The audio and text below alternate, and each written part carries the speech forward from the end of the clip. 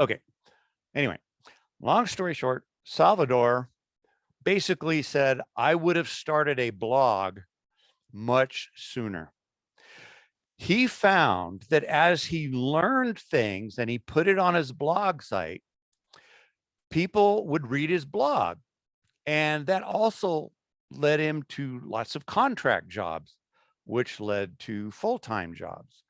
So we are going to learn about what Markdown is and how to create a blog for your own stuff, okay? And I will give you a couple of different options for doing a Markdown assignment. And we'll start with the easy one, GitHub, okay? And what Markdown is, all right? Markdown is also the way documentation is done these days. You can actually embed Markdown tags inside of your program code so you can have nice, pretty documentation when you're done writing your code, or keep it separate, okay? So we're going to explain the basics. So basically, we're going to talk about Markdown, what it is, and then its use case, okay? So we'll start there. So here is Markdown. This is a live preview of what Markdown does. So you can see over here, if I change this to, whoops, I better screen share. Hold on just a second. Screen share, and I need, hold on a second. Let me move this around. The computers in this room have a guest account, and just hit enter and you can log in and tinker away. Okay. I have one student in the classroom.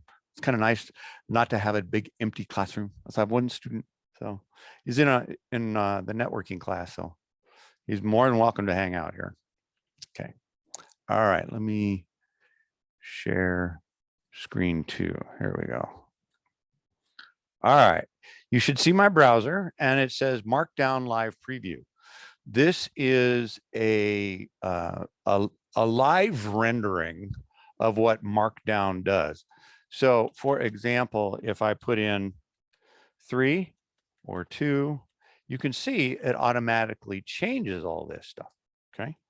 So that's basically all Markdown is.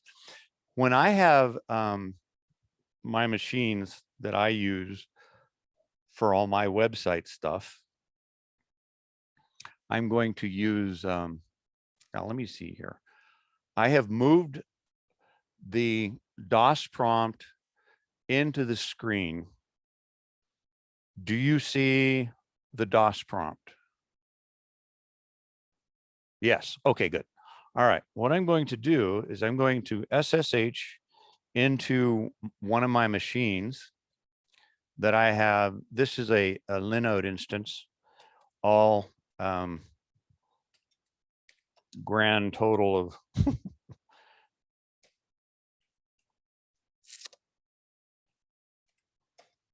$5 a month.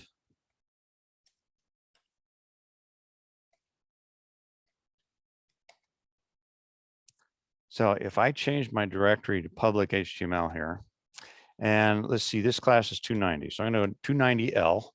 This is a little shortcut. Notice this is nothing more than Markdown that is over here. Okay, that's all it is. So what I'm going to do is simply rip off some of this and use the wonderful Microsoft editor here for their terminal, and then right click paste as plain text.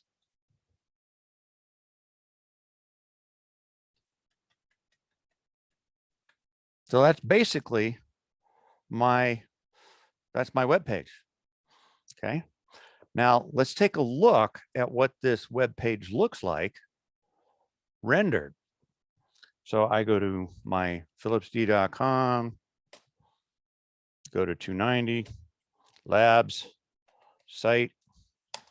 It defaults to HTML or index.html. Notice that's a really slick looking website, isn't it? And I slaved for seconds by using Markdown. And on my Linux box, the Linode instance, the way this works, whoops, sorry about that. I should turn down that volume for there. That should help. So this is a shortcut that brings up the list. And what I'll do is I'll just put this right here and I'll save it for tonight. So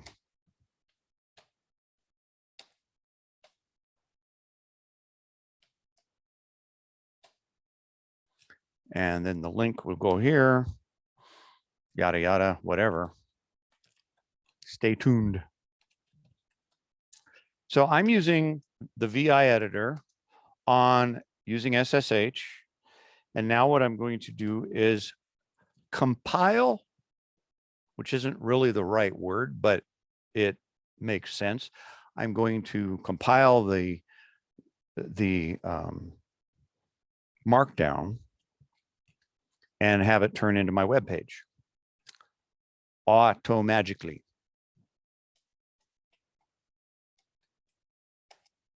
So now it's syncing.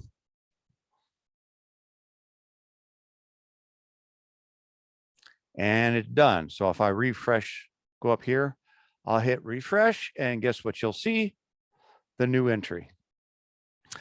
So that's all it takes using Markdown to create a static website. Now, you can do a web search on static web page builders and you will find, 50, 100 of them.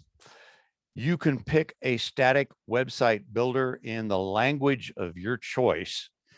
I happen to use one called MKDocs. It's down here, this one. I use this one because the people that put this together put together the website called Read the Docs. So they use this in-house. And if you have an open source program, oftentimes your documentation will be on the website, Read the Docs. So this is all there is to it. So it's very simple to use this tool. And I've got it installed on both on the remote server that I will give you access to. And that's next. Okay, I'll show you that next. Okay. All right. So make docs is pretty straightforward. In an essence, in a nutshell, what you do is when you create a new website, you use a command called mkdocs space file name, or it's basically a directory folder, and then you say new. And then what it does is it creates the doc directory, the mkdocs.yaml, and the site directory. And if you know HTML, I'll show you what happens. So I modify the YAML file to add this to my theme because I happen to like the theme that Read the Docs has for setting out documentation. It makes it look nice. Okay. So make one little change there, and then you edit your index.md right here. Okay. And you put in your Markdown. That's it. Then you run the command. Now, let me show you how good of a website developer I am. All right. Now, if I change directory to site, all this stuff is generated automatically. And I want you to look at the index.html. I did not hand roll this. It creates the theme, it creates the cascading style sheets, and this is how it makes my website look so pretty, is it's all part of the static web page builder, okay? So the only thing you really need to know is Markdown. And the reason I bring this up is to give you that heads up that Salvador said, I would have started a blog sooner. So this is also a great way for you to build out your portfolio for this class and for your future. Is the boss is going to, when you go in for an interview, the boss is going to say, what can you do? And you're going to say stuff. Well, and he's going to say, show me. Then you're going to go to your website, show them all the cool stuff you've done. Okay.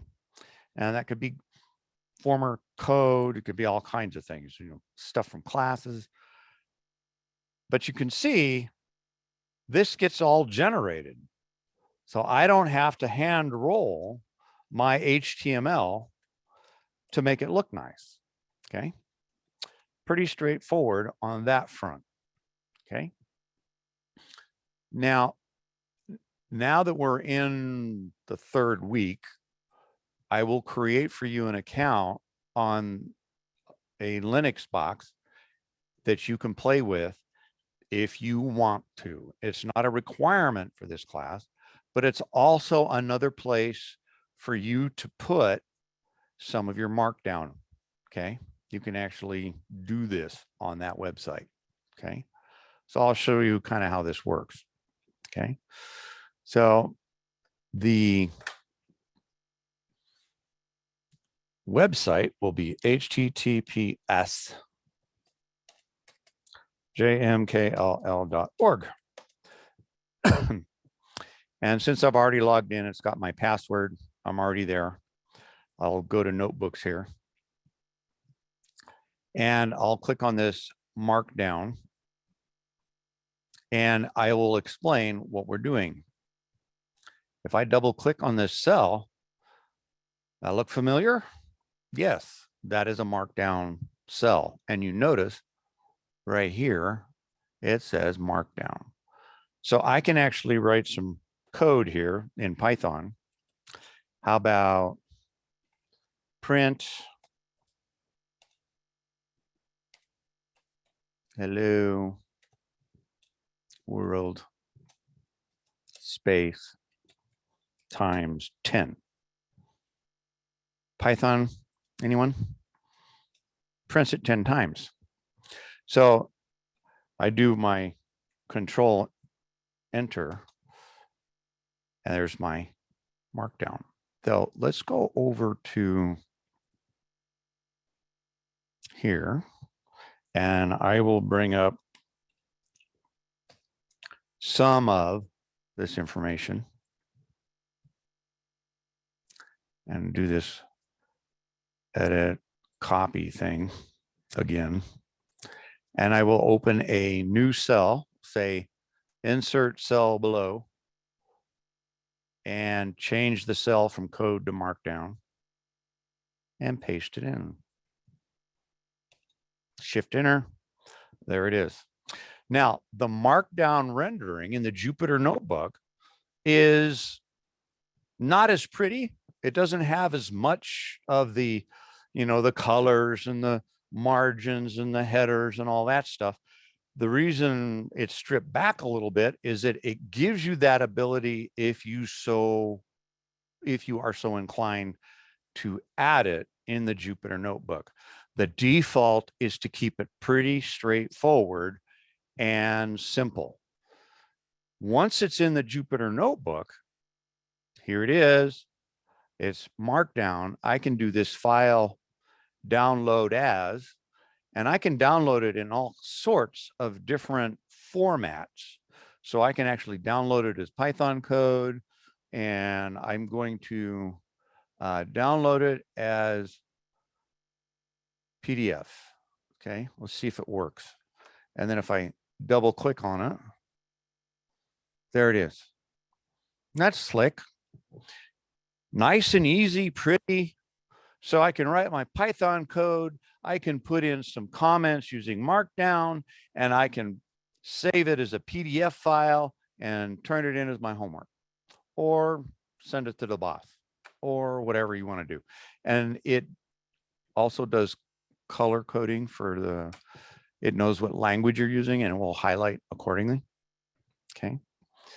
So Markdown is a great way for you to build your website. Now, let's talk about where you want to put your website. Okay, I can show you how to install the Jupyter Notebook and do Markdown on your own PC. But how is anybody on the planet going to find that? Well, they're not. So what we'll do is I'll show you one of many options.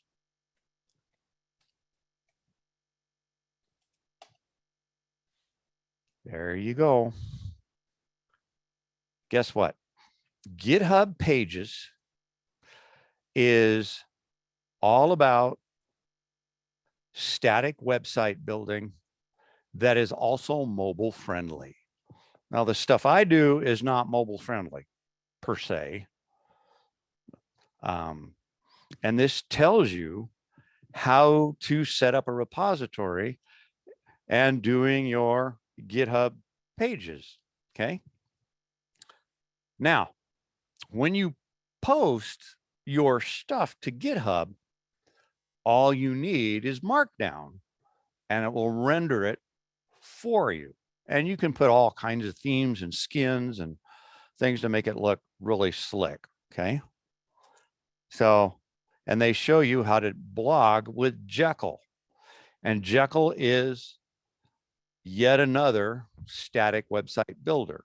This one happens to be, I think it's written in Ruby, and it actually gives you a lot of flexibility in how you skin your website.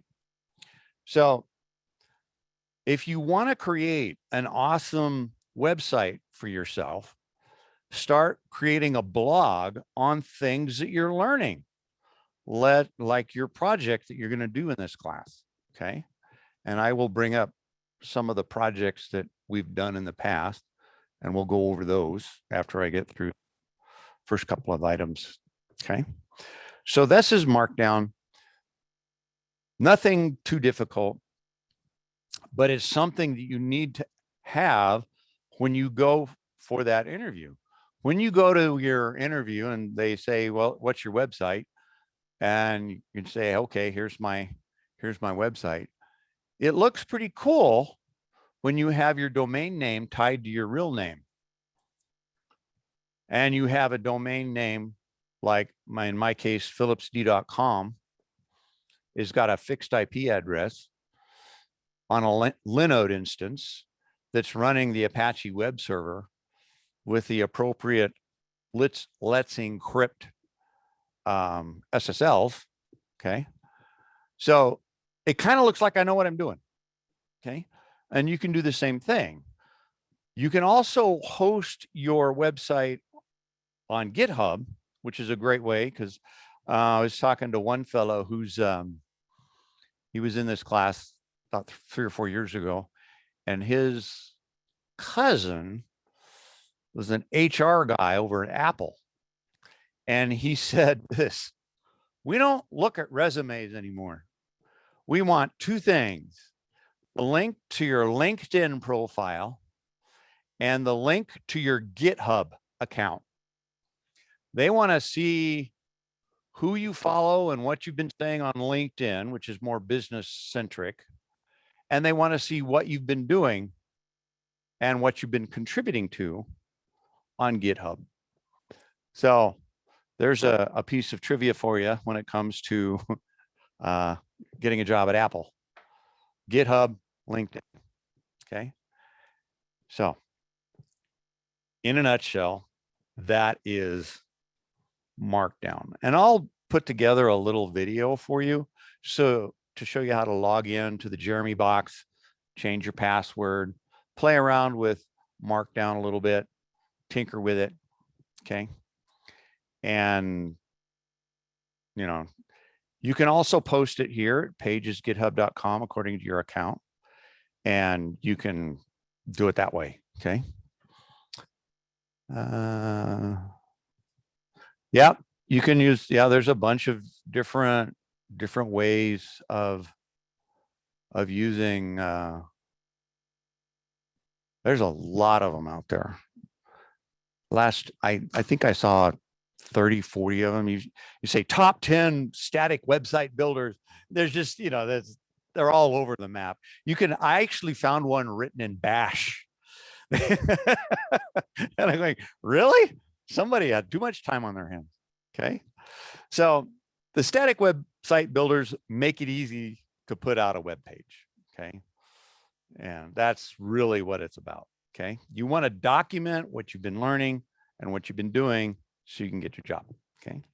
Next thing I want to touch base on is some SQL stuff.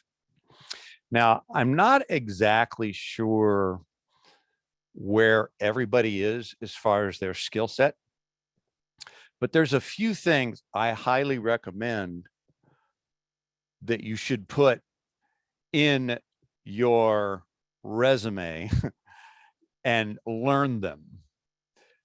One is knowing how to program, which is obvious, but you don't have to be a programmer per se to understand programming. Just like knowing how to write a complete sentence doesn't make you an author. Okay. But knowing how programming works is kind of pivotal to computer science in general. IT, that's skill. I would say that's one of the major skills. The other one is Excel. Every company I worked at used Excel for some major heavy lifting. So the better you know Excel, the better you'll be able to answer some of these oddball questions that your boss is going to ask you. I was given a task at one of my former jobs. The big boss came in and said, I want a profitability by head count. You know how hard that was? I had to pull from, I can't even remember now, a bunch of different databases. And I had to look at logging, and I had to look at timesheets, and I had to bring all this data together. And I was using SQL and Excel to put together this custom report for the boss. And the advantage of being the person with their fingers on the bloodstream of the company, my profitability headcount numbers were always really good because I knew what they were doing to do. They were going to have a RIF. So I made sure the numbers worked okay for me because I knew they weren't going to get rid of me. I was the only one that knew how to spin those types of numbers. So I was I guess you would call it a business analyst, I guess, or a financial. I can't even remember what my title was at the time. Basically, I did everything as a gopher. But SQL, Excel, and programming are the things that you really need to know to succeed in any business. Now, let me give you a couple more stories. When I worked at Foster's, I see these kids come out of college, and they were either, they had their degree in finance or statistics or accounting or something else, but they really knew SQL and Excel and databases in general. What ended up happening is after about 6 months, they were running the department. In this one case I'm thinking of, there was 20 people in that department. And this young kid was there less than anybody else there, but they got the promotion because they could solve the business problems. The people that had been there forever didn't know Excel really very well at all, didn't want to know it, and didn't really want to learn SQL. And they resented the fact that this young kid comes in and became their boss. So what are you going to do? Well, go learn the skills to pay the bills and get the promotion. Okay. SQL has been around a really long time, and I'm showing you this website for a reason, is that it has some really interesting insights into newer ways to craft an SQL statement. In my travels, I was off somewhere. I was actually going to school to be a yoga teacher, believe it or not. And I was in this youth hostel, and one of the fellows was working full time, and he was a web dev. And he basically did nothing but wrap C+ or C# code around SQL statements that somebody else wrote, because it was a medical database and they did everything in SQL, and he made it look pretty. And I was looking at some of the SQL statements and I'm going, these are pretty sophisticated. And he says, oh yeah, if you do this and this and this, I can eliminate 30 lines of code. So the better you know the SQL, the less wrapper code you need to present it on the web. There's actually in SQLite, there's a tag called HTML, and will actually generate HTML tags for your tables. It's pretty cool. Okay. And when we, before I want to put this on there too, is this fellow that wrote this app. It's not an app. Data set. The fellow that wrote data set. Yeah, here we go. You need to watch this guy's video. He is what you would call a journalist's support team. He helps journalists find data and put it up on the web. And this data set tool is pretty dynamic. It's a Python library that allows you to do all sorts of trippy things with data from all over the planet. Case in point, data on your computer. Okay. On your computer. So what I'm going to do is let me fire up a virtual machine, and I'm going to log into my box in my office so I can show you. And you should be seeing this. Ah, there's the patch. I've been waiting for that patch. That should fix the problem with the kernel, because I have that problem. I have to boot an older kernel to get my VMware to work because it doesn't compile.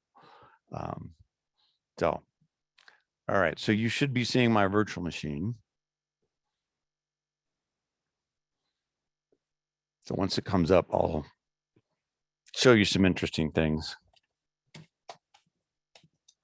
Now, let me connect my networking card here. There we go. Whoops. I think that just killed my webcam. Oh, well, that's all right.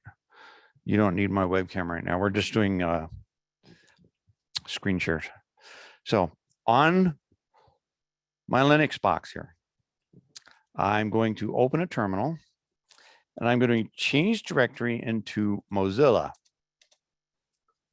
Isn't that lovely? I can hardly see that. I bet you can't see it either. So let's use this one.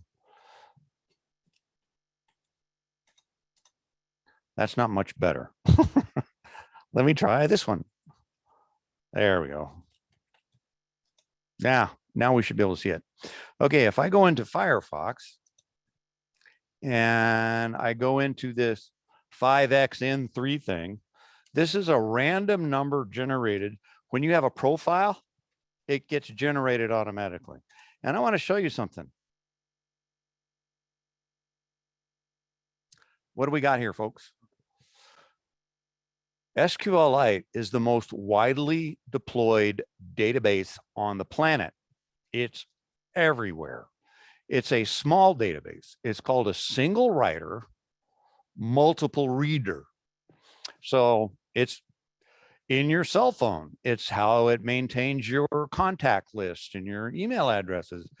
And the data set tool I just showed you will let you drill down on some of these interesting things. So let's look at this. Let's see, let's pick one that's web app store, storage. Let's look at this one. So how do I look at this data? Well, on Linux, I have a command line tool I've installed called SQLite 3. And I do believe on Mac, it's just called SQLite. There's no 3. And then I'll use storage. Okay, guess what, folks? I am now in the world of two things. That prompt shows you, if I do .help here, these are the database engine commands. Those change based on the database you're using. So the database engine commands for SQLite are different than MySQL, MariaDB, Microsoft SQL Server, so on and so forth. However, if I do .tables, this is a, shall we say, an engine command. So look, I have 4 tables in this one database. So let's take a look and see what's in the one that says origin. So if I do .schema, origin, it tells me what is in my table. Now I'm going to craft an SQL statement to basically look at all the data. Pretty simple. Select star, well, select everything from, let's go with the origin table. End with a semicolon. And there's my data. Notice it's separated by vertical bars. I did a way too much importing and exporting of data. And I personally really like vertical bars as delimiters because I have never seen a vertical bar as pure data. Okay. At least in English, I should say. I've never seen, so that's what I was using. So I can say, okay, let's look at that ID, integer, not null text. So it's telling me what's there. Okay. So let's do this, do the same command, but let's look up cache. There's only one in the cache. Well, let's look up repository. What you will find is that your SQL statements that you use to retrieve data from and put data into databases is pretty uniform across all of your databases. It's not 100% true, but it's like 90% true. There are exceptions to every rule, okay? But this is what dataset allows you to do, is you can drill down on some of these SQLite databases and see something. And if you watch one of his videos, he's doing his thing on a Mac, and he brings up one of the default SQLite databases on a Mac, and what it's actually displaying is the GeoIP location of where he took all his pictures. That's the kind of information that gets sent home to the mothership. That's all right. Microsoft does it. Apple does it. Everybody does it. You know, everybody's harvesting your information so they can get you to buy more stuff. Okay. Follow the money. That's SQLite. Really simple, small database. And I'm going to turn this off so I can actually use my camera again. All right. Because what I'm doing is, you see this lovely app here. It's called I Run Webcam. It's got here, let me put it into my screen share. It lets you zoom in and zoom out. And what am I connected to? I've got an old phone. It's an Android. And I've turned on the developer mode so I can use the debugging and the serial port. It's supposed to work over wireless, but it doesn't on campus because we have a switched wireless network, which means I cannot get two devices on the wireless network to talk to each other. Okay. That's the way they've designed it for security. Okay. So that's SQL. So you need to know it, even if you don't think you need to know it. Here's another reason you need to know SQL. Name anything on the web. You name it. I bet you it's in a database somewhere. You go to your doctor, it's in a database. You get a speeding ticket, it's in a database. You're a student here on campus, you're in several databases in our system that's spread all over the planet. So putting data in and getting data out of a database is, yeah, you're going to have to know how to do it. Okay. Network people keep track of stuff in databases. Is one of those job skills. Okay. All right. Now, what I want to do is, I still have my screen share. Let me turn the screen share off for a second. And now you're looking at me in the classroom live from Cat 231. Okay. All right. Now, what I want to touch base on, so I will give you some instructions on Markdown and how to play with it. And your assignment will be simply to do a Markdown page. And I don't really care how you do it. You can use the website I showed you. You can use this one.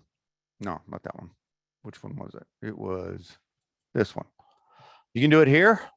Put your resume there, copy it, paste it in for your homework. That's fine. But remember, you're building a portfolio for your job. So you might want to make it a little more than just, I need my points. Okay. You want to put this out on GitHub and do it right, because this is the beginning of your portfolio. Okay. So I need to make some notes to myself so I don't forget what I'm telling you, which does happen. All right. SQL. Where's my scribble sticks? Here, I'll just do it here. Hold on a second. So we're going to do Markdown with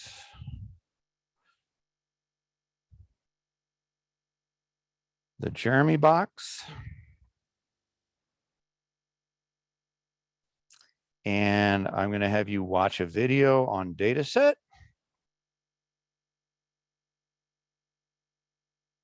Now, you don't have to do anything with it. I just want you to watch the video so you can see how slick it is, because it solves a very unique problem that is, if the guy wanted to encumber it and license it, he'd be a gazillionaire by now, because you name a journalist who doesn't need data. Well, okay, maybe there's a few out there that just make data up, but reputable journalists want real data to support their assumptions. Okay. And data set is one of those tools to harvest data off the web and to be able to play with it. Okay. And SQL, all that's yet to be determined on how I will give you an assignment on that. Probably a really simple quiz. Just so you know what select from where does. Okay. This is pretty basic. Okay. Now, what I'm going to get into a little bit is a couple of books I want to show you to start with. I think I showed you these already. Let me zoom in so you can see. Let's see, where's my zoomer? Here it is. Let's hope it focuses up. Ah, good. This book here, I don't know if you can see it. Probably not. Let me zoom in all the way, and I'll put it up on the whiteboard.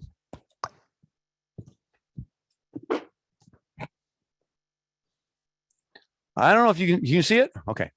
This says the elements of computing systems, building a modern computer from first principles.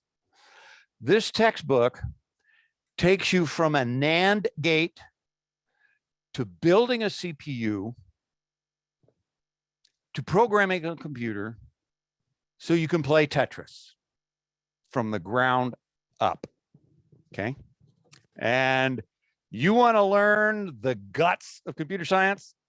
This is the book for you. Okay. And then this one,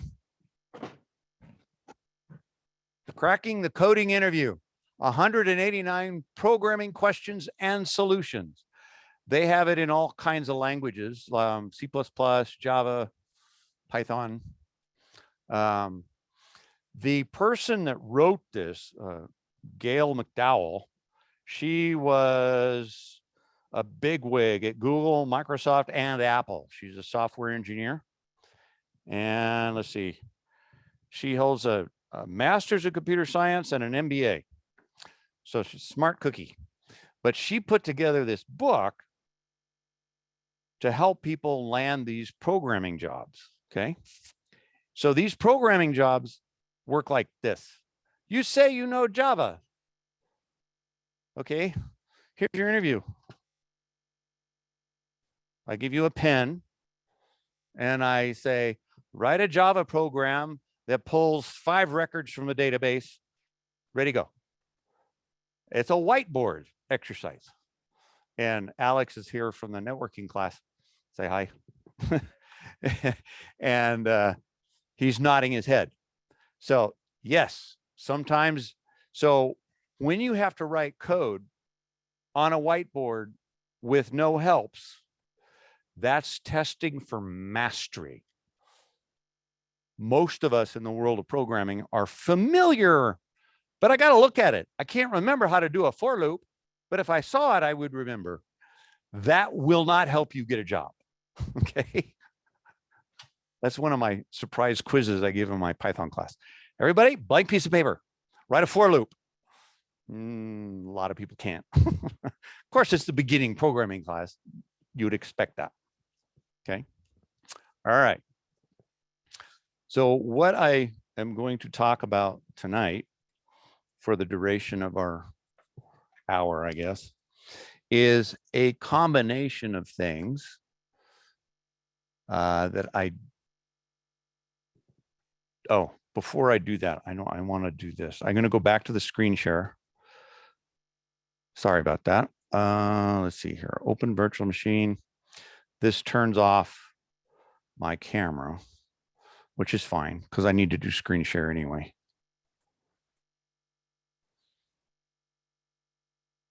Whoops, one too many buttons. Try that again. There we go. Loading up. And I will hop onto my box where I have some things. I want to show you some previous projects before I get into HR dirty secrets. Okay.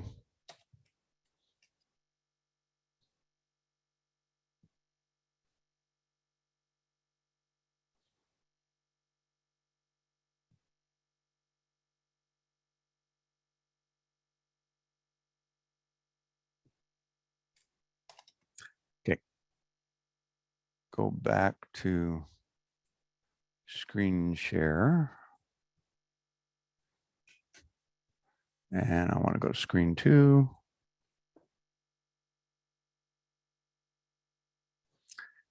Can you tell if it's still being recorded? I had a, oh, recording in the cloud. So it is recording. Okay, good. Yesterday, when I was doing this, the recording stopped when I was bouncing between too many screen shares. Okay.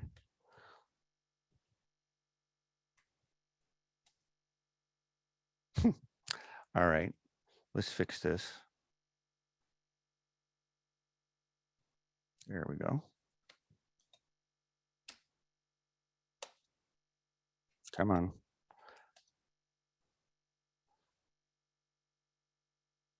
All right, SUDO DH client. And I want to use, I think it's this one.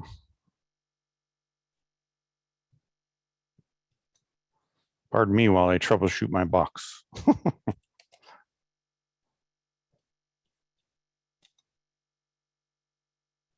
Okay, I got it now. There's my IP address, so that'll work. Mount a quick share and go to my location where I keep all my fun stuff for this class. And I believe it's past projects. Yep.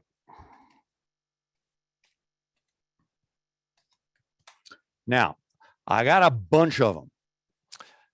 All I'm going to do is show you some of them that have PDF files so you can actually understand kind of what we're doing. Like this particular person, let me bring up, I think it's a trail here. Let's try events and do here. Unsafe paste, I don't care. All right.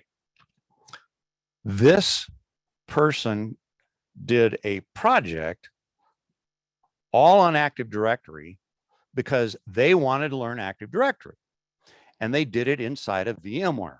Okay. So they started it off and they said, this is what I want to learn how to do, the who, what, and why of it, and how he created it and what he did, and then various screenshots of how he did it. And then at the end of the class, they would do a presentation. See, this is an abbreviated thing. And then at the end of the class, they would do the presentation. And then the questions from the audience, from your peer group, what'd you learn? What would you do differently? And what would you not do? So you kind of learn by skinning your knees, so to speak. So that's one example. Okay. Let's take this one. Okay. Unsafe paste. This is, okay, this is Google Docs. And what they did is they built up a clever little contraption using an Arduino that actually would be remote controlled. Okay. And so they had fun building a robot using an Arduino. Okay. Another example. Here's another one. Let's see. I think this one. This was a father-son team, I believe. and neither one of them had ever built a computer. So that's what they did. Now I'm just showing you their write-up. They had a bunch of slides and they talked about all the things they did. They bought this really cool motherboard and they bought this really cool chip and they got this really cool controller. And then they spent the next 2 months fighting device drivers because the device drivers weren't current. So they got to learn the hard way that building a computer from scratch usually ends up with lots of blood, sweat, and tears. Mostly blood and sweat, not a lot of tears, okay? I personally would not want to do a final project building a computer. Is there any job out there that you can think of where you build computers from scratch, giving a list of components to somebody? Maybe there is, but most people just buy it off the shelf. Okay. You're just going to buy a computer and run with it. Okay. So think about your projects as something that's going to give you a job. Okay. Like this one. This was pretty cool. This is just a picture.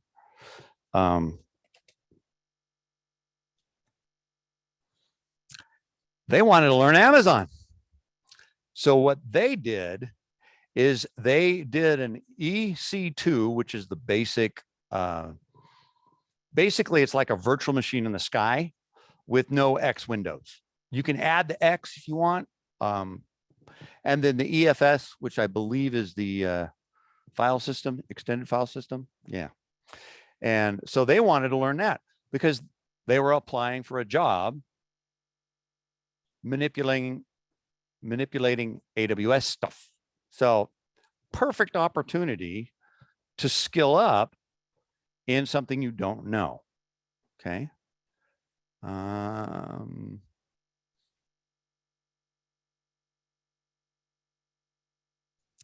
of course, I get people, I'm going to write a game. I'll tell you about those folks in a second here. Here's another one. This is creating a virtual machine and a virtual network on the hypervisor. They built an entire network virtually. So they had clients and servers and all connected. And they discovered, oh, wait a minute, I need more than one network card. How do I add a network card? And so on and so forth. So they got to learn a lot about the guts of VMware. Okay. Now about the gaming. Okay. I've only had one success on a team that did a game. It's because the very first thing they did is they storyboarded the entire game before they cut even a single line of code. All the other teams, hey, let's start writing a game. And they have no clue what the game is about other than saying, hey, we're going to have points over here and this is an extra level. But they didn't have a story there was no narrative to drive the coding. Okay. So if you're going to do a game, make sure you have the narrative before you start cutting code. Okay. Let's see here. Let's try.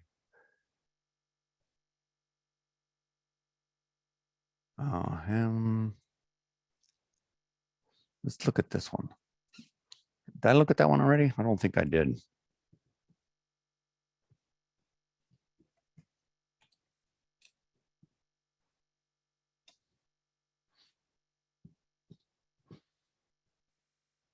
Okay, so I typed it wrong.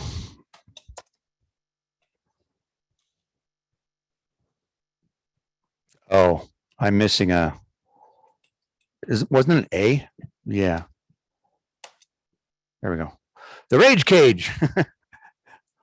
And this is something that I stress in the project management blip that I do, is when you're working on software or anything in the world of IT, you need to agree with the stakeholders, i.e. the people paying your check, what the milestones are before you start the project. Okay. Why is this so important? Well, I can tell you from hard-won experience, your project plan is written out, your milestones are written out. Mr. Big Boss comes to you and say, hey, I need to add this to the project. And since it's Mr. Big Boss, he owns a company, you say, yes, Mr. Boss. And you put it into the project, and your project has unexpected delays due to that very thing that you tried to put in that was outside of the scope of the project. Then Mr. Big Boss comes to visit you and said, why did the project fail? Do you really think he's going to believe you when you said, it's because I put in that thing you wanted? No, you're updating your resume. What you need to do is Mr. Big Boss comes in and says, I want this added to the project. You say, you can do that. This is how much it's going to cost you. It will delay the project by this many weeks or months. And do you still want to do it? Or do you want to wait until this project is over and then we can do an add-on or a maintenance fix later? Almost always they will say, oh, I can wait. When you tell them how much money it's going to cost, you get their attention. Okay. But milestones are really required in the software world because you can't tell when the sides of the building are up. You can't tell when the roof is on like you can with a real building. Okay. So you create these milestones ahead of time. Okay. All right. So this is kind of what they did. They did this rage cage, how to make limited equipment for gaming, and what they failed at. Okay. And what didn't work. Okay. And the team dynamics that they had trouble with or didn't have trouble with. Okay. All right. So, and what they would do differently. Okay. This is actually, as far as the layout, this is perfect. You've got your milestones. You know what you're doing. You know what you did well. You know what you didn't do well. And lessons learned. And the team dynamics is kind of important because sometimes you are working on a project team that you just don't get along with somebody. That's gonna happen. So you have to kind of learn how to play well with others. Okay. And then what you would do differently, knowing after you got it all done, what would you do differently if you're going to start over from scratch? Okay. Now, I am going to open up the floor for a couple of questions in the chat. So what would you like to know more about the final project?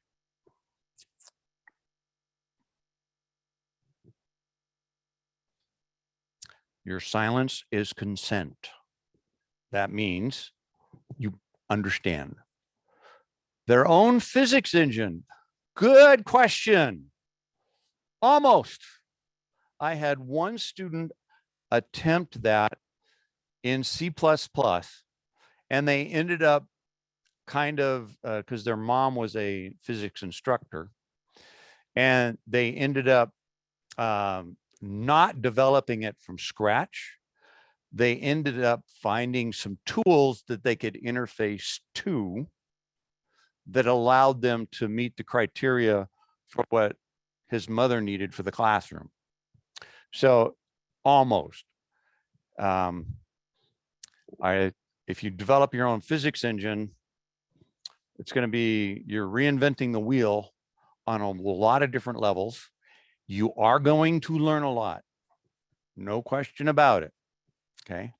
I would say start small. Okay. A ball dropping on Mars. Okay. Okay. A ball dropping on the moon. Ball dropping on Saturn.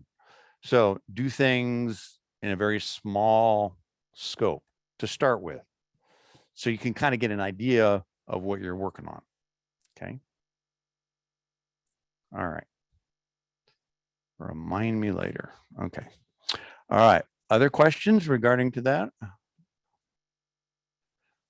Tried making a VPN. That's a good question. What if I told you you could do a VPN with 2 mouse clicks? You can. Somebody says, prove it. It's called WireGuard. Okay. So you can use WireGuard on both the client and server, and it works really well. Okay. If you want to create a VPN, what I would recommend you do is your router probably has VPN pass-through. What this means is you open a port on your router that goes to a specific machine that is your VPN server. Then you have the VPN client on your notebook, and you travel around the country, and you can get into your machine at home from anywhere on the planet. You can also do it with, I think I showed you this last week. Maybe I didn't. I don't remember. This. Chrome Remote Desktop. There's your VPN. There's your 2 mouse clicks. Har har. You do have to install it on the target machine. And the way it works is you have to use your Google Gmail credentials. You connect to the cloud, and then the cloud connects to your machine at home. Okay. So it works great, not terribly fast, but it works. Okay. The other thing about VPN is, instead of VPN, how about setting up a VPS? Okay. It's where you actually have an entire computer dedicated to multiple VPN connections. Okay. We have that here on campus. They use the Fortinet, which is extremely powerful. It does deep packet inspection on everything.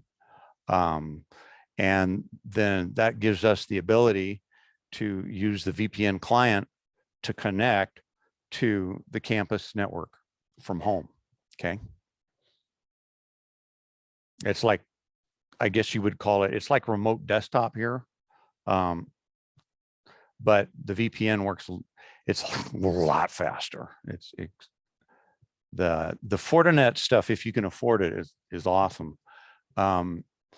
We had a big installation at Foster's, and there's a big installation here. I tried to justify getting a Fortinet server at my house, but I cannot justify $1,500 for a router. And it's got a built-in VPN. It's very nice, very elegant, but that's too much money. Okay. When you can do the same thing with what's the CD only version of the router?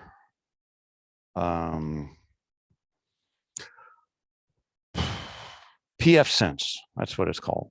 pfSense. I'll go ahead and bring that up and show it to you. If you have an old computer, this is how you can set up your VPN at home. And yes, this would make a good project. pfSense. Is it S? There it is. Open source firewall. And what you can do, I believe, yeah, here it is, download. You basically download an image, you put it on a CD, you burn it, or the DVD, and you put it on an old computer, and you put 2 network cards in your old computer, and you boot from the CD, and you configure everything from the CD. Nothing can be changed because it's just in RAM, and running from the DVD, there's no corruption. Okay. So it's they do this as a gateway drug to get you to buy their products. This has been around a really long time.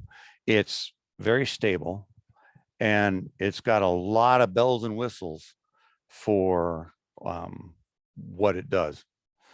It's a firewall, all kinds of neat things that you can put in your house. Okay.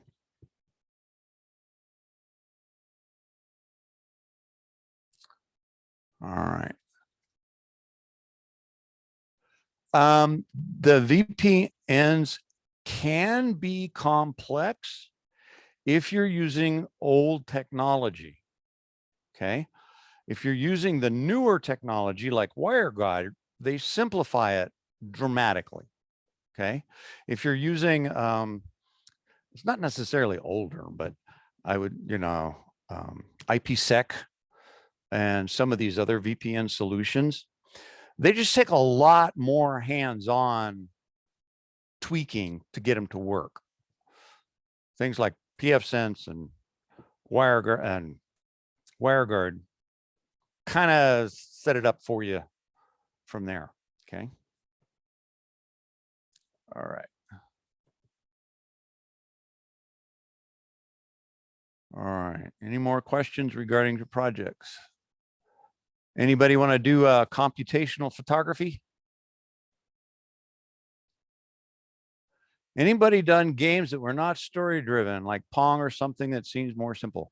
Yes, there was a team that tried to get a little guy jumping over hurdles.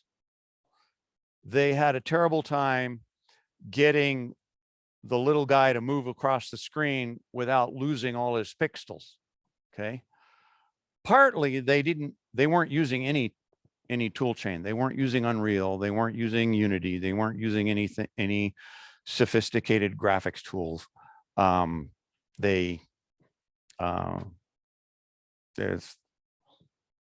But yeah, you can make a simple game, Tetris. Computational photography.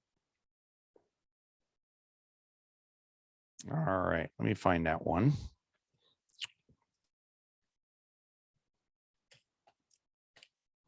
Make magazine, maps, Python.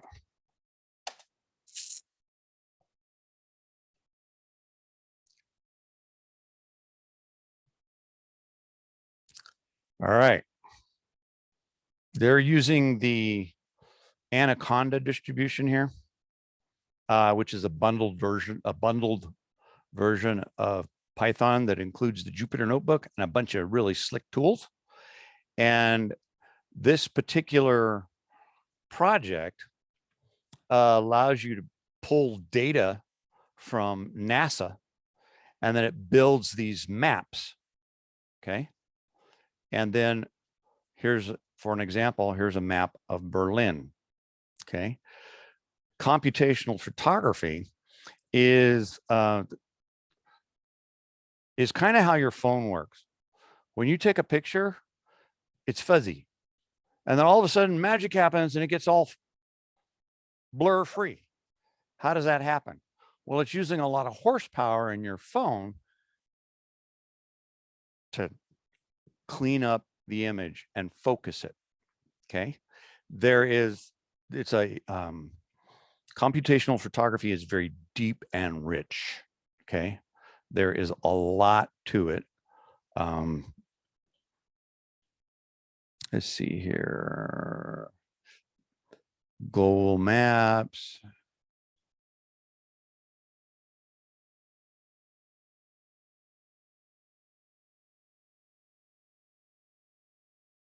This is kind of fun when you do the geographical plotting. Well, why don't you do a geographical plotting of the COVID? That's legit. There's data sets out there, and you can find out where for example, they're saying that Omicron is peaking in the east. So that means it's got to work its way across the country. So we're still losing 1,700 people a day to COVID, which is a lot of people. And let me try to find that one that I actually saw. It was in Make magazine.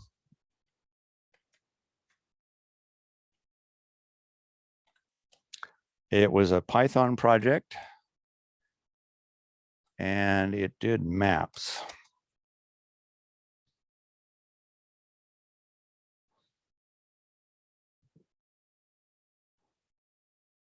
I think it's this one.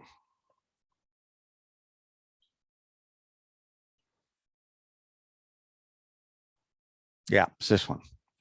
What this does is it downloads the data from NASA, and then it colorizes it and makes it look nice. So you're using a lot of tools, okay? And they have basically they're showing you how to use it. They're using a bunch of tools. They're using Matplotlib and NumPy Pandas, OS, that's lets you get to the low level operating system. That Cartopy, that gives you this, that's a Python module that gives you the relief, the topographical type of things. JSON is a storage format, math and SciPy, and then the Jupyter Notebook, okay? I do not have all of those installed on the Jeremy box. And I'm not at that version of Python, okay? But you can see this is an orbital map. I think it's showing you all the little things that are in the sky as well. So you can see that this looks pretty nice, okay? You will be learning a lot if you go through this. You'll be learning a lot about data science and how to make things look pretty. Because let me tell you, bosses love graphs because you can put a lot of information into a colored bar chart that is really hard to read in flat Excel tables, okay? So knowing how to make Excel look pretty for your boss makes it really easy to convince them why you need something or don't need something. And that looks cool. Showing you. So there's some interesting things to do there. This is Make Magazine Projects, DIY, as in do-it-yourself atlas of space. Okay. So interesting. Okay. And if you do a web search on computational photography, you will find a bunch of topics on computational photography. It's actually a major now. You can actually major in computational photography. Have you ever had a student design a data scrubber? First of all, you need to help me understand, what do you mean when you say data scrubber?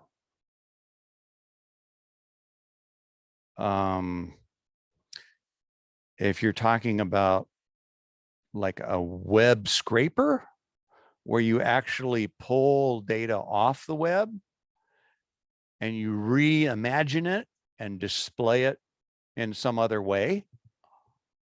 I had a student do that. It was a web scraper, and basically they were into baseball stats. They like to play fantasy baseball. So what they did is they harvest all their stats and they put it into their website so they could actually kind of figure out what they wanted to do and who they wanted to trade on their teams. Okay. So kind of like fantasy football, except with fantasy baseball, there's a lot more games and a lot more data. Okay.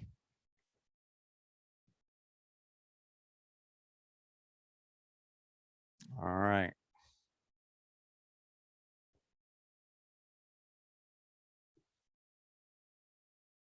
So is everybody comfortable with what I gave you as far as topics, former projects, and kind of what to expect in the projects? I'll take that one that I found that has milestones, successes, failures.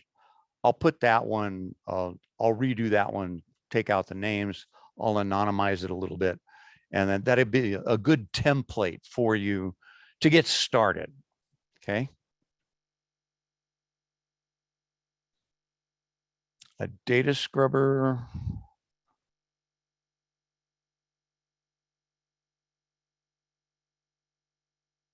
Okay.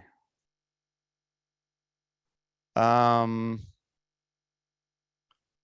much work will it take? Well, I've had students really slough off and do minimal work for their final project, but not help them get a job. So it's your call. Okay. This is your one and only chance in school to fail with impunity. You can build your project and fail miserably and still get a good grade. It's about what you learned. Okay.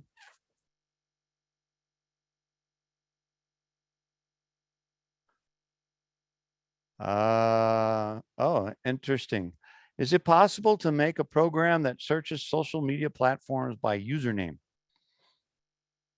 Yeah. There were some tools out of DEF CON a few years back that used a Python library that did all sorts of sniffing based on name. I do not remember the name of the project. That was several years ago. But the guy who wrote it, it was pretty crufty code. But there are search engines like People, Search People, or People Me, or something like that. There are a few websites dedicated to this, but they usually charge you a fee, and it basically does the same thing as your public records. So in the state of California, I can look up, if you were born in California, I can find your birth certificate because it's considered public information. Okay. It's not that way in every state, but in California it is. So you just have to find the right database and use your SQL to pull the data out. Is it possible to do this? Yes. Within the 16 weeks, you could get a good start on it if you're really comfortable with one programming language. I would recommend using Python because you'll find a bunch of library.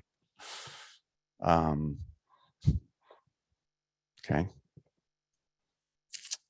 All right. Also, there's some very interesting things you can do with radio. For example, you know, the key fobs on your car. One of the fellows at DEF CON had a receiver, and he could pick up the transmit from the key fob, and he could unlock the car or lock the car remotely, which was interesting, a little scary. There's a whole hacking village at DEF CON called Car Hacking Village. And they bring in these cars and you hack on them. When I was down there, they had a Ducati motorcycle and they had it somewhat disemboweled, but it lets you had an interface right in the computer. You could actually change the code for that Ducati motorcycle. Okay. Nobody's made an auto start, not in this class. Some cars come with that. the higher end models of some cars that have a remote start, so you can warm the car up before you go outside. One of the things instead of an auto start for your car, a garage door opener checker type of thing. So it would know when your garage door is up or down, and you could set up a log to find out how many times a day your garage door goes up and down. And then if it comes up, it triggers something and saying, hey, somebody left it open. We need to create an app on your phone to turn it off or bring it back down. RFID tech. Yeah, there's a lot of that. A lot of good stuff. Okay. All right. Okay, face recognition software on a, yes, you can do that. Make Magazine actually has a, I don't remember if it's an Arduino or Raspberry Pi, but it's an actual project. You can actually build it out and they show you what tools you need. It's a step-by-step type thing, but you learn quite a bit because you're learning about how to do, how do you take a picture and recognize that same picture? Now, what if they turn their head? What if they wear glasses? What if they wear a beard or not, or a hat or not, or a mask? So yes, that would be a really good project because you'd be learning not just about cameras, but you'd be learning about how to line up your images to find out if it's a hit or not. Okay. I'm pretty sure you can find that in Make Magazine. Okay. All right.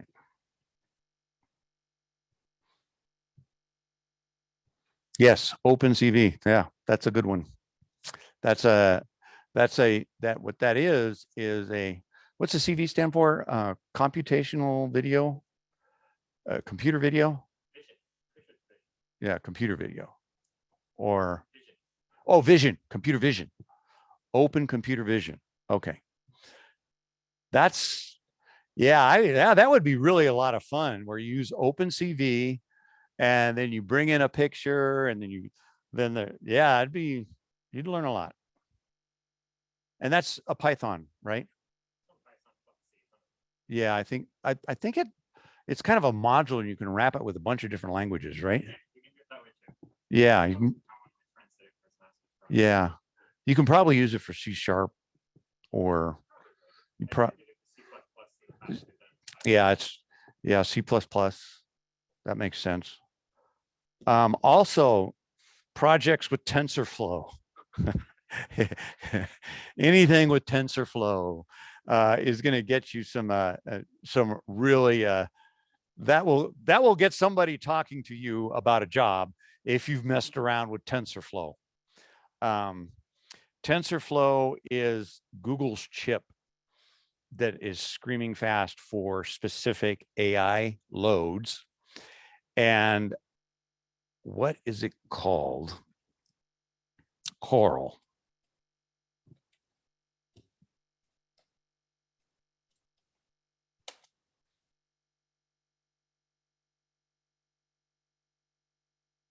There you go.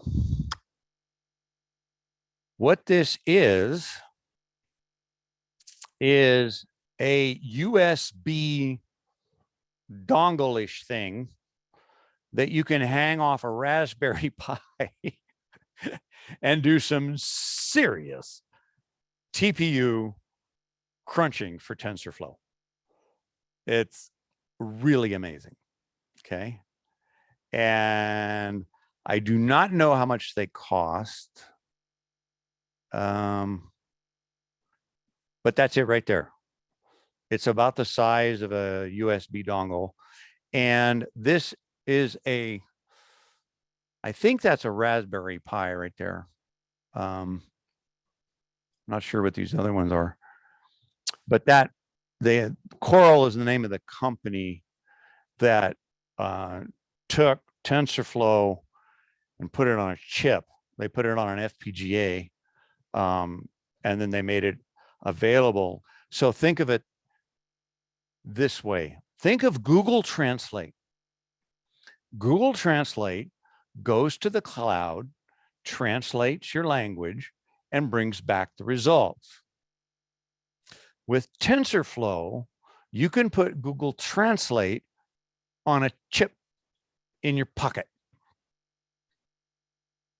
because now you have AI strength in your pocket on your phone. Eventually, we'll see phones with that kind of power. Okay. And it shows you how it works. What operating system? Oh, it's $59 for that one. Okay, all right. This is a single board computer. Oh, that's new. That's not a Raspberry. That's something else. Cool. All right. Also, if years ago I had this working and I regret letting it all die a slow, dismal death, but there's a company out there now called Hologram that will kind of do this. Hologram is the Internet of Anywhere for anything. I want you to think of your doorbell connected to 3G, 4G, or 5G. You send an SMS code to your doorbell, and it will either unlock or lock your house. You can also use their subsystems to email by way of SMS messaging. Most of you know that you can send an email to your SMS address on your phone.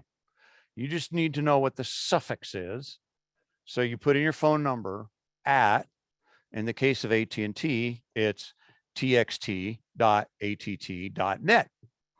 And then you can send an email using an email client, using that email address. It will go to SMS. Now, I had all that working years ago with a dial-up modem on 3G, and it was awesome because I could send a message from any computer and ping out the entire IT team. Okay, but this is a edge Internet of Things connectivity platform, so you can hang it on to whatever you want to do.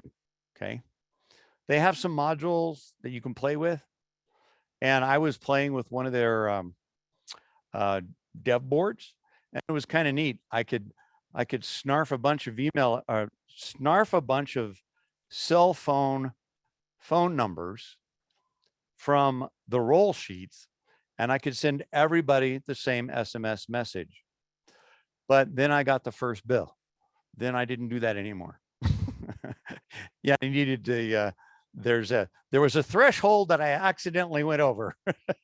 So I didn't do that anymore. But that's something else you can do too. Okay. All right. Other questions? Good ideas though.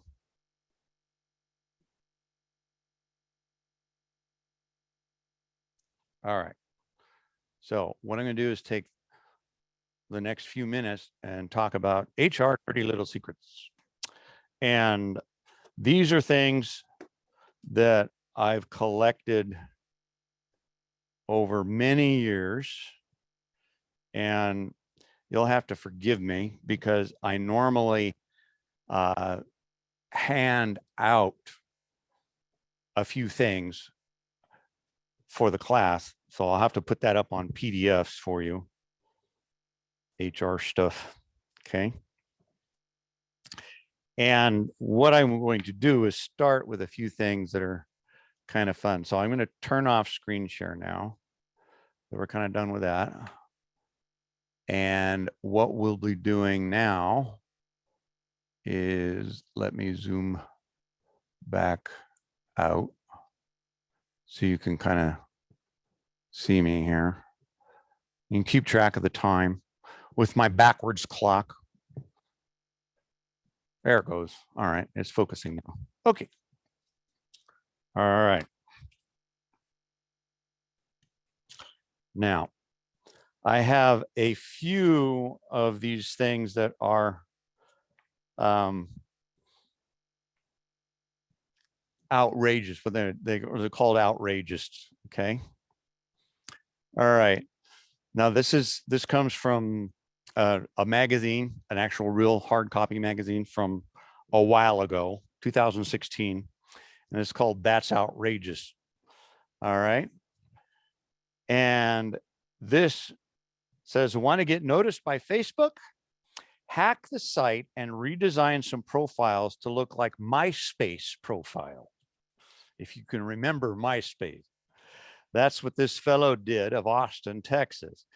When they discovered his subterfuge, and the executives at Facebook experienced 3 stages of what? First, they were pissed off because he messed up their Facebook page. So you're an executive Facebook and somebody skinned your page to make it look like MySpace. Then they were kind of impressed, and then they decided to hire him. Okay. All right. Here's another one. Who doesn't love chocolate? That's what this fellow thought. So he designed his resume to look like a chocolate bar wrapper and folded it around Nestle Crunch bars. And he called it a resume bar with the tagline, credentials that will satisfy any organization's appetite. One said organization offered him a job. Okay. This fellow, after being turned down for 250 jobs, social media specialist Adam threw himself at the mercy of prospective employers. He rented a billboard that screamed, I spent my last 500 pounds on this billboard. Please give me a job. 60 companies went to his website and offered him a job. Okay. So there are some interesting ways to get yourself noticed. Okay. Now, during an interview, here's a few things that happen to people. Okay.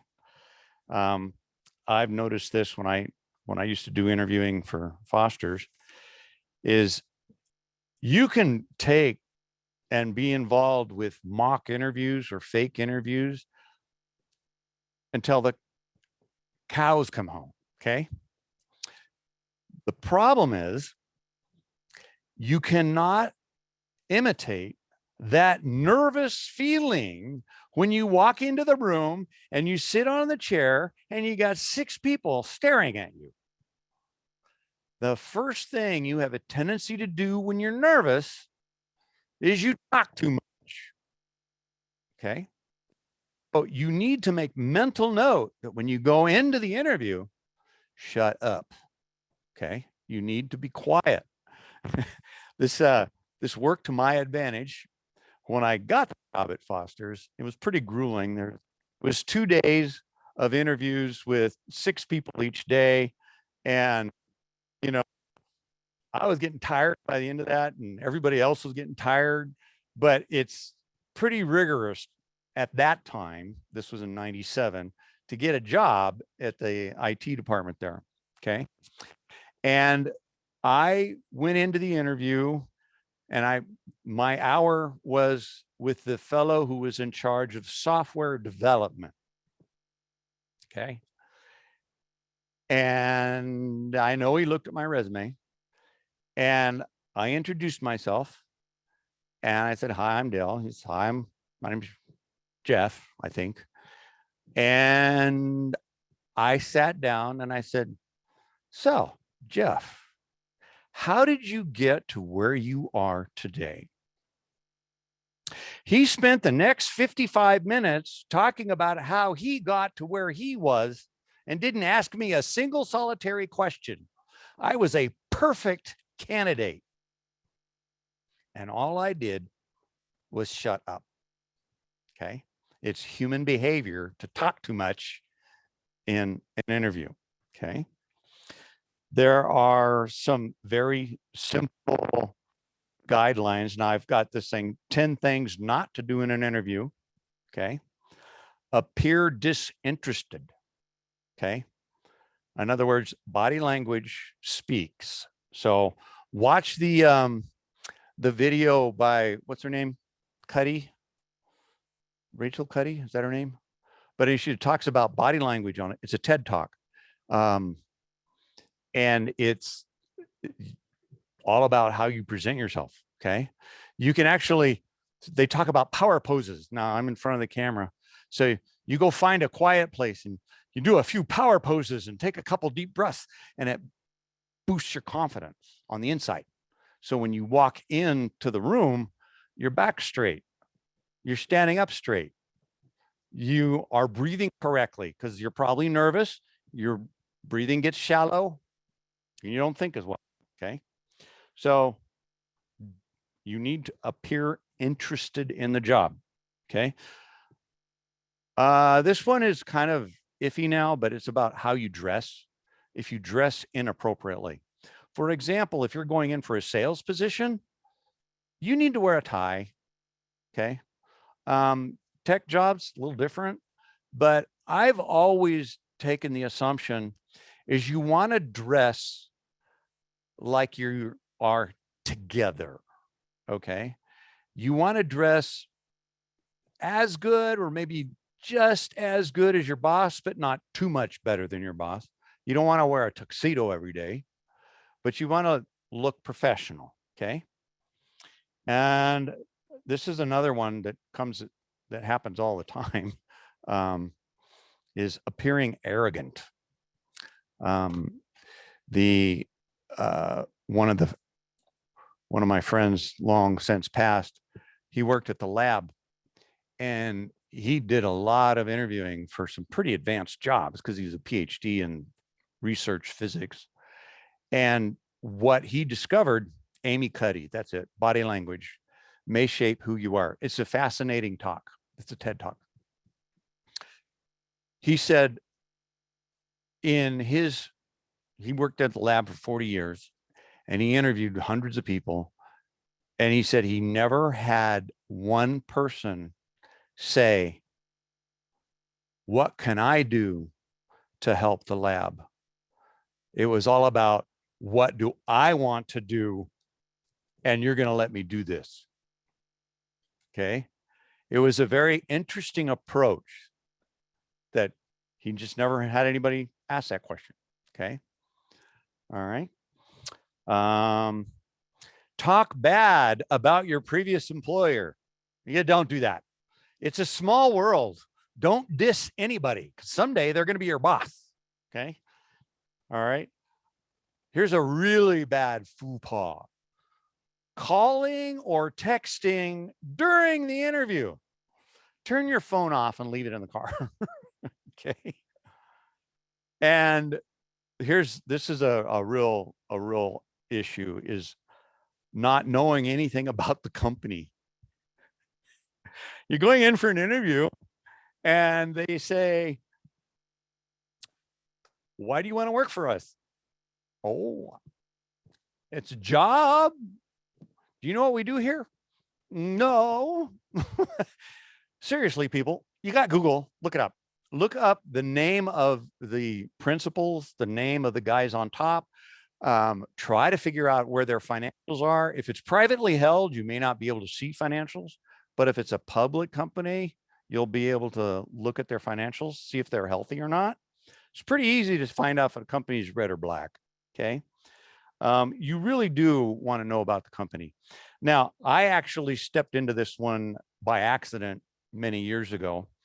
I went in for an interview for an technical trainer for an optical servicing company. Okay, that's all it said. I looked it up. I couldn't find much. So I went into the interview thinking that they wanted a technical trainer on optical equipment that made glasses. No, it was laser drives, computer stuff. And then I said, oh, I can do that. So I came in because I wanted to do the technical training side of thing more than the tech stuff, but it turned out to be technical training on technical stuff, which was perfect fit for me. I had a lot of fun in that position. Okay. And one of the other one is, all right, how do you demonstrate qualities of being hardworking, energetic, driven team player? Be specific. Give examples. Okay. Be sure to ask questions. Okay. If you don't ask any questions, that's a bad thing. Okay. All right. Don't ask the hiring manager personal questions. Okay. That's a big no-no. Now, here's something that I can tell you that I learned the hard way, is that when you get a off-base question, like one of the fellows I talked to at Foster's, at the time he was a CEO or CIO.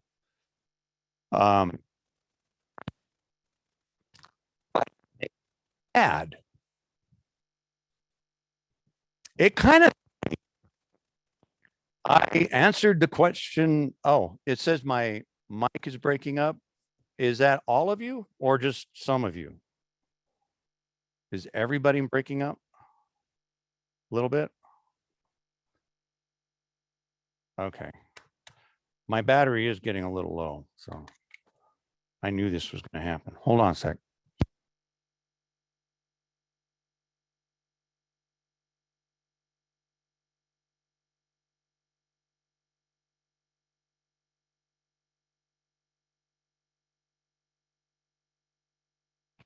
There we go. I put some new batteries in, so you should be able to hear me now. Okay. All right. When you get an open-ended question like that, like what makes you mad, keep it to the workplace. What do you do for fun? At work. Okay. What makes you mad? At work. Okay. Keep it at the workplace. Okay. And it's really easy to overshare information about your life. It's illegal to ask about your orientation or your family or your religious preference or a bunch of other things. Okay. Now, here's what hiring managers in the past, hiring managers have done. For example, this is a story that came out of Microsoft. Years ago, Microsoft would consider somebody having drag if they had a family. Not so much anymore. Is if you had a family, you can't work 60 hours a week. Okay. Oh, and it's illegal to ask your previous salary in California, specific to California. I didn't know that. That more recent, recent law. Okay, that's good to know. Yeah, because now what they do is they take your job title and you look and then they look for salary.com. You know, different companies have gone through this at different levels. Okay. But what this hiring manager did, she was single, had no family, but she had a picture of two cute kids on her desk to get the interviewee to talk about their kids. Therefore, they became less desirable because they had kids. So there's also been stories of people going out and checking cars for car seats to see if they have a family. Okay. Now, a lot of this stuff still happens, but it's mostly done on Facebook. So trust me, you are going to get Googled at a deep level, and they're going to know a lot about you. And maybe there's some stuff on Facebook that shouldn't be there. So you do want to clean up your profile. Okay. If you got some bad times in college, you might want to scrub those. Okay.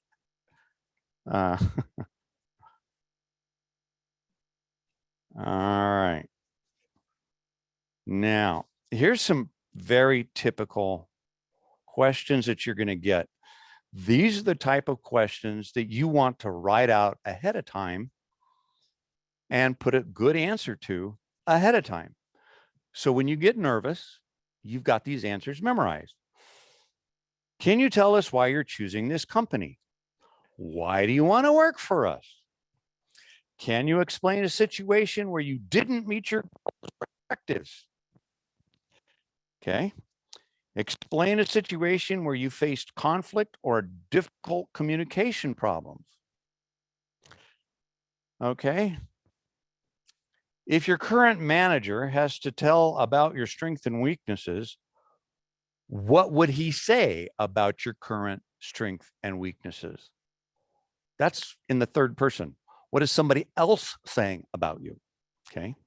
Where do you see yourself in 1 year, 3 year, 5 years time? Okay. How do you justify yourself on why we should give you this job? Tell us about a situation where you faced a big challenge or worked with an unreasonable deadline. Do you prefer working on your own or in a team? That's a trick question.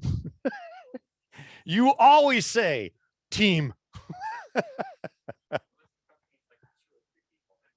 Yeah, then you can say on your own, right? But for the most part, play well with others is the number one reason you get hired. Because when we did the face-to-face interviews after I got hired, we would hire more people. The face-to-face interviews were mostly about one thing. Are they going to fit with the current team or are they not? And that was technical stuff can be taught. Okay. But sometimes social skills cannot. Okay. All right. Yeah, this is a challenge question. If you were to start working with our company, what is the first thing you would change? That means you need to know something about the company. And the diplomatic answer is, I wouldn't do anything until I learned more about the day-to-day operation. Yep. The companies always look for one's behaviors first, and that's so true. All right. All right. I got some more fun ones. This is, I don't know if you guys know who Dilbert is, but Dilbert is a character. All right. Here's one of those dirty little secrets. Once you're unemployed for more than 6 months, you're pretty much unemployable. We assume other people have already passed you over, so we don't want anything to do with you. True or false? That is a false assumption. So if you have 6 months of unemployment, volunteer somewhere. Help senior citizens use their computer. Help out at the library. Okay. When it comes to getting a job, who you know really does matter. No matter how nice or how great your experience may be, it's all about connections. This is why you set up a LinkedIn account. Okay. Yeah, volunteer when you have a job. That's a really good idea. Okay. If you're trying to get a job at a specific company, this is how I got the job at Foster Farms, is you avoid HR completely. You go directly to the hiring manager and ask them, do you have any openings? This is my skill set. That's how I got hired. Okay. And this one makes a lot of sense. Clean up your email address. You don't want something like Kinky Boots 101 or I love Chevys 42 or Johnny likes to drink email.com. Okay. You want a professional looking email. Okay. Get another one. If you're in your 50s, 60s, which doesn't, nobody in class, yeah, not you.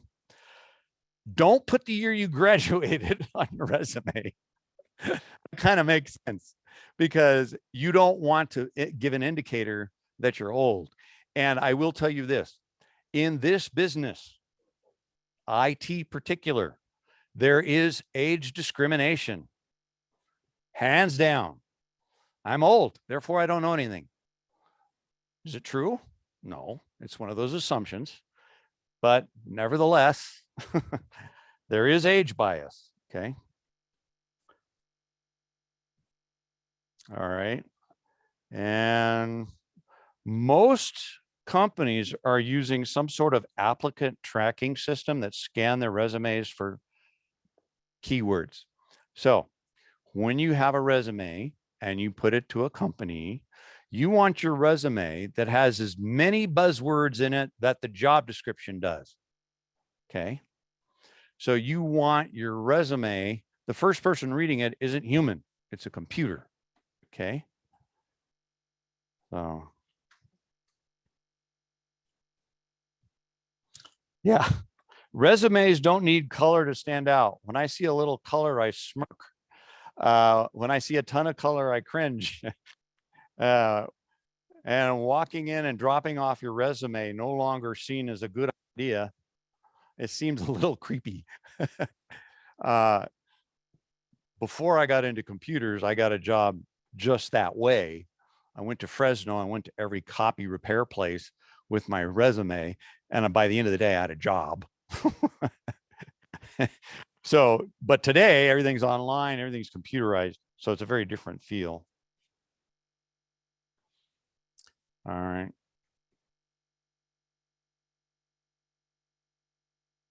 Yeah. Yeah. There's some other things here that I do have this PDF. I'll send it to you so you guys can, or I'll post it so you can read it either online or download it. Yeah, this is a true statement. If you're put on a performance improvement plan, you're cooked.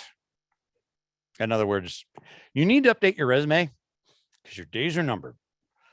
And the HR manager might look you in the eye and say, we're doing everything possible to make this work, but it's not true. If you're put on a performance improvement plan, start looking for another job. Update your resume. Okay.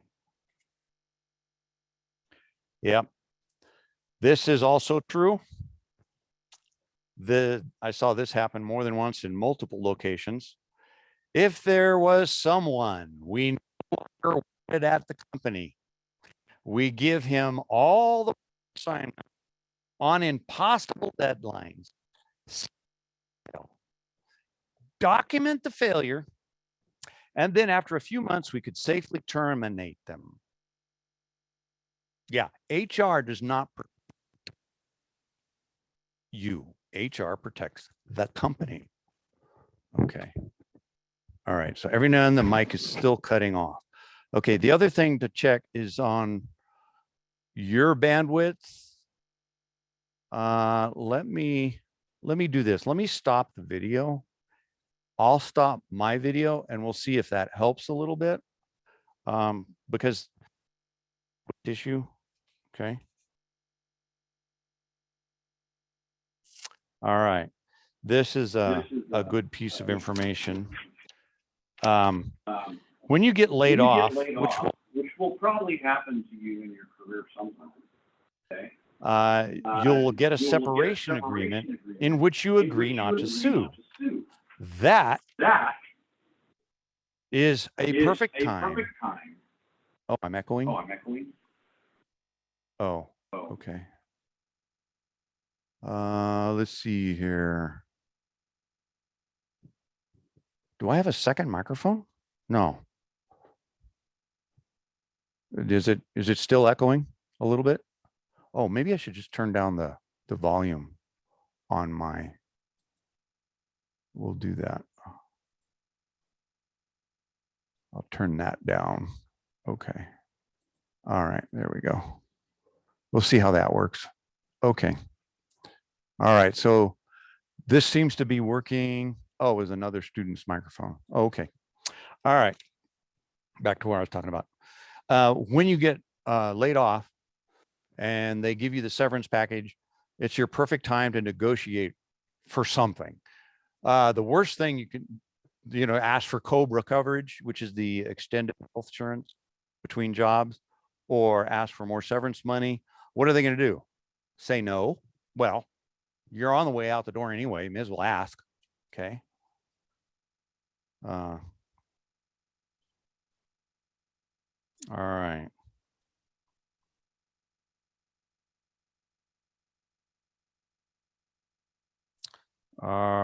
Let's see here. Okay, there's a bunch more, lot more of fun little things here.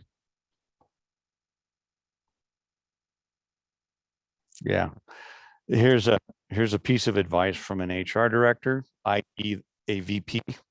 It says, if we ask you to travel for your job, to attend a conference, it's not really a question. Okay. You say no, it can be very career limiting. Okay. Business travel is now, in the days of COVID, what the new normal. I don't know what the new normal will look like, but business travel is a great way to make connections and meet other people in your particular discipline that you're doing. It's also a great way to find another job. And remember, there's another crappy job waiting for you somewhere. Okay. All right. Now, so I will post the HR stuff, and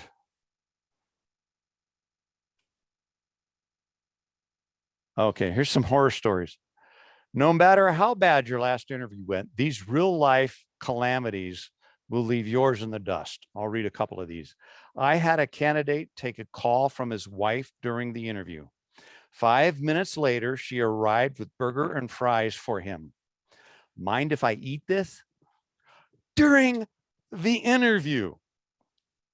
That's pretty sad, huh? Let's see, the candidate who asked me to hurry up because she left her child in the car. Oops. All right. The guy who explained a delay by saying he had to see a doctor because he had a cyst on it. Of course, I printed out his email and hung it up for everyone to see. Okay. The guy who fell asleep while filling out the application. These are real stories from real HR people. This was body odor so bad, I had to excuse myself mid-interview and put lip gloss in my nose to get through the rest of it. Personal hygiene. Okay. The student who had a picture of his naked girlfriend as his self background. He kept staring at it. That's not good.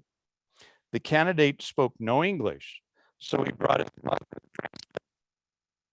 It was a customer service position, and they didn't know English. So maybe if you're bilingual and that's on the job, and if you say you're bilingual, you say, I know Spanish. This got my oldest daughter into trouble. She took Spanish in high school, so she put it on her resume. They're going to give you half the interview. And I saw this happen a lot. People would say, I know Excel and Access. I opened it once in high school. And then I asked them about macros and VB and stuff, and then they couldn't do it. And I said, well, you just lied to me on your resume. What else did you lie about? Okay. Okay. I'll stop there because we're now at the end of the session. So other questions? My action items for you folks are get you the Markdown logins for the Jeremy box so you can play around with the Jupyter Notebook if you so desire, not required. There will be a Markdown assignment, okay? A video watch a video on data set, and I will get you a link of the video I want you to watch. I will post you an SQL quiz. It's a very simple quiz. You can learn and go to the, if you've been in my classes before, pre-COVID, haha, I give this to all my classes because I want everybody to at least know what SQL is. Okay. And then I will post all this HR stuff. Okay. All right. Other questions related to anything we talked about tonight?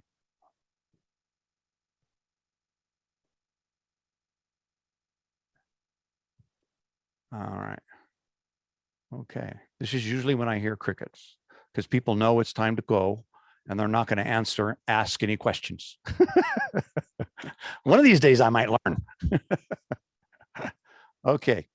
On that note, I will call it an evening and I'll turn off the recording.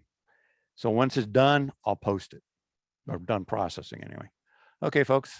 See you all next week.